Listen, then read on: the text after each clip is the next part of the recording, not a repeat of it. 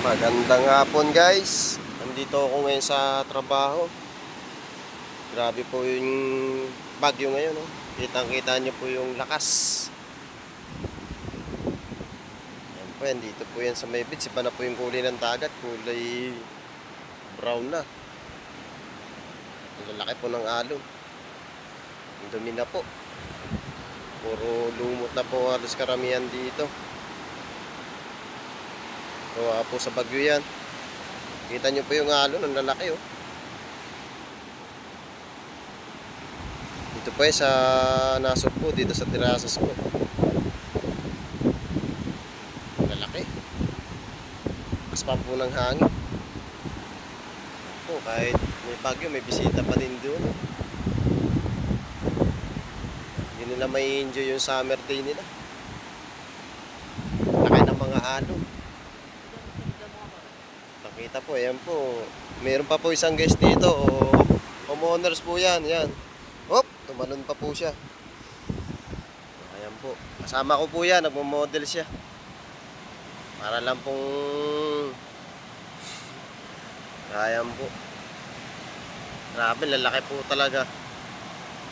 Guys, wag po kayong maliligo ngayon ng dagat at talagang delikado po sa mga tourists.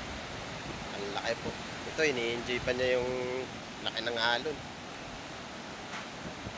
Ang laki. Pero pag wala naman pong bagyo dito, talagang napakaganda po nitong dagat. Ito lang po, kasama yung mga bisita. Ayan po. Talagang sobrang laki. Kita po dito sa video. Ayan po. Lalo na po yan doon sa may bandang dulong yan. Napakalaki po ng mga alon dyan. Ayan po.